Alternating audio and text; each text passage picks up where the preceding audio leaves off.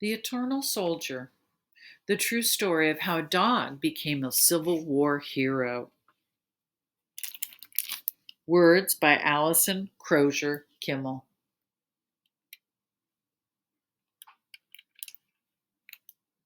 Sally's life as a soldier began in a basket. A man from town brought Sally to us in the 11th Pennsylvania Volunteer Infantry as a gift.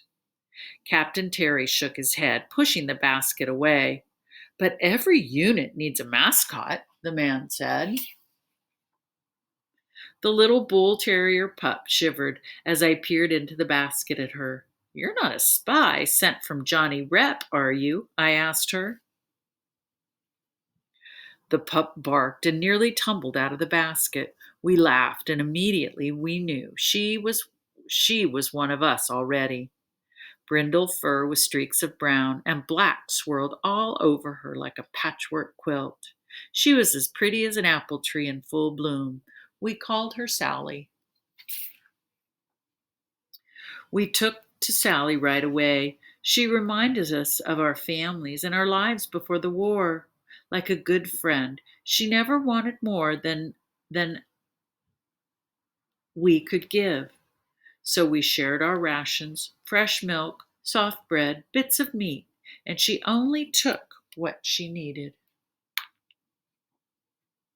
It wasn't long before she knew every beat on the drum, every note on the bugle. She recognized the notes of the reveille as the morning roll call. Sally made it to the line faster than any other soldier. In battle, Sally stood firm beside me, and the color guard beneath the shadow of our flag, the most dangerous place. The Confederates fighting us aimed their weapons at anyone holding our colors, and that was usually me. But I was not afraid, and neither was Sally. She stood right next to me there on the firing line, barking at the rebels. After each battle, we marched onward to the next one. Our feet were heavy and tired, but Sally always kept our spirits high. One trek took us not to combat, but to an important meeting with fellow Union troops. There on stage, President Lincoln himself stood ready to view his army. Sally led the 11th past the president. I'll never forget how the man's face, creased with worry, raised his tall hat to salute our Sally. 2 months after the president acknowledged Sally, we joined other Union troops fighting on Oak Ridge outside Gettysburg. We fought for 2 hours. Sticky hot weather covered us all, Union and Confederate alike. Smoke from the continued firing of guns hung heavy in the air, leaving behind a weary gray fog. We fought until we ran out of bullets. Then I was struck in the arm, and there on Oak Ridge I fell. One of our men grabbed the colors as our squad retreated. He ran to accompany the rest of the men, as the colonel had ordered us to fall back to Gettysburg. The battlefield around me grew empty. The loneliness among the silence made everything suddenly still. I could not fall back. I noticed some of our men lying near me. We were wounded. We were fading.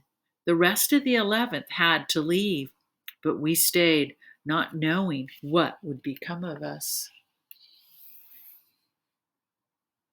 When the smoke began to clear, I saw Sally standing right beside me as if we were back on the firing line. "Go to safety, Sally," I urged. But Sally sat down on the ground in front of me. She licked the wound on my arm to stop the bleeding. We could hear the explosion of cannons, the yell of the rebels growing closer, but still Sally wouldn't leave her post beside us. Somehow I knew she wouldn't leave, and she didn't. The battle thundered on for 2 more days. All that time, Sally never left our side. She paced back and forth between us. She licked the wounds of the living so that they might heal, and guarded the bodies of the dead so that no rebel could touch them. Men cried out for their mothers, for their wives, for people who weren't listening. But Sally listened. And so she went to them. She lay beside them. She waited and kept watch over them. 4 days after her duty as a watchdog over the battlefield had begun, Captain Cook, an officer from Massachusetts unit, found Sally. He tried to pet her, but she would not let him. She had not eaten or had water for quite some time, but Cook knew what Sally wanted. His men carried all of us, Sally's soldiers, off of the Oak Ridge dirt. Only then did she let Cook take her to rejoin the 11th. Soon I was healthy enough to carry our colors again, and Sally returned to duty too. On our first day back, a soldier from another unit tried to retreat from our line. Sally responded by tearing the seat out of his pants. She knew good soldiers never abandoned their men. Almost 2 years after Gettysburg, with the war nearing its end, we marched to Hatchard's Run in Virginia to engage the enemy. The night before that battle, Sally could not rest. She cried out all night. She had never done that before.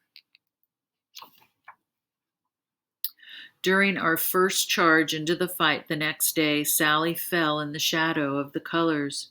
She did not cry out. Death had spared her pain. But our pain remained.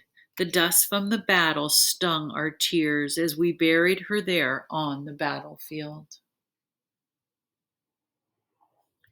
More than 25 years would pass before the 11th Pennsylvania Volunteer Infantry met again at the Gettysburg. We dedicated a monument on Oak Ridge to all of our soldiers. We did not forget Sally.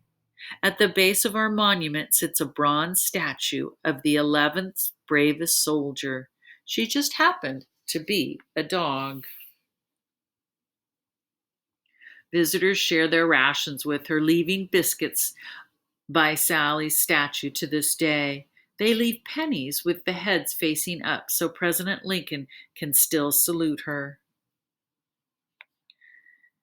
There her head rests against her paws. Her eyes are open in the direction where the rebels once came from.